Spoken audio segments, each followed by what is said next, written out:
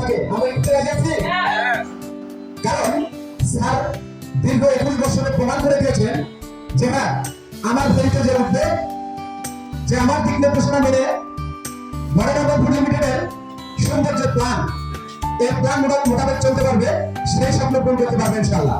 কারণ জন্য মাত্র যার দিক নির্দেশনা হবে আল্লাহ সিদ্দিক স্যার এখন একটু কথা বলবো যে আজ থেকে 11 বছর আগে আমার 1,000 টাকা ছিল না যে এমএসএন এর পণ্য কিনে কাজটা শুরু করবো। সে আল্লাহ সিদ্দিক স্যার যার নেতৃত্বে আজকে গল্প যদি বলতে পারে যে 12 বছরে আমার ইনকাম 6 কোটি টাকা প্লাস হতে পারে, তাহলে ভাই আমরা কি পারবো না? সেই স্যার আমি মনে করি স্যারের আরো অভিজ্ঞতা বেশি হয়েছে। আজ থেকে 11 বছর আগে যে অভিজ্ঞতা ছিল আজ থেকে 11 বছর পরে কি অভিজ্ঞতা বাড়েনি ভাই?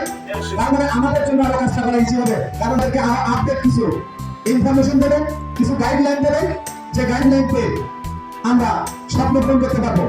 স্যারের গাইডলাইন তখনই কাজে লাগবে যদি আপনার কোনো লক্ষ্য স্থির থাকে যে না আজ থেকে আমি যেন 10 বছর পরে গল্প বলতে পারি যে আমি একটা প্রাইভেট কার হ্যান্ডেলিং করি, আমি যেন একটা স্বপ্ন বলতে পারি আমি একটা স্বপ্ন পূরণ করেছি যে গাইবান্ধা শহরের ন্যূনতম যেন একটা 5 ভাষা বানাইতে পারি, আগে এই গল্পটা বলতে পারি যে আমি একটা মাদ্রাসা বা মসজিদ নির্মাণে অবদান রাখতে পারি। এটা যদি আপনার চাওয়া থাকে এমএসএন বড়গাঁও ফুড লিমিটেডের 10,000 কোটি টাকা প্লাস বিনিয়োগ এবং স্যারের 21 বছরের অভিজ্ঞতা এই তিনটা জিনিসের কম্বিনেশনে চাইলে আপনি আপনার গন্তব্যে পৌঁছতে পারবেন। পাবেন কিনা? শুধু সিদ্ধান্ত আপনার, আপনি সফল হতে চান কিনা।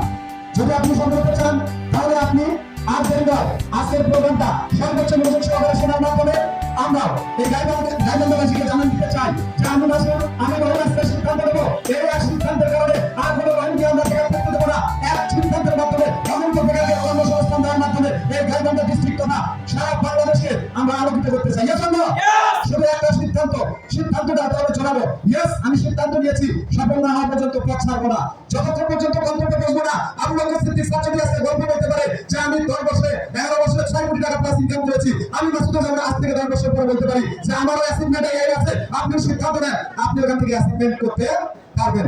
শুধু একটা জিনিস দরকার আপনার লাইফের সিদ্ধান্তটা যে এনি হাউ আমি এই পৃথিবীতে জন্মগ্রহণ করেছি।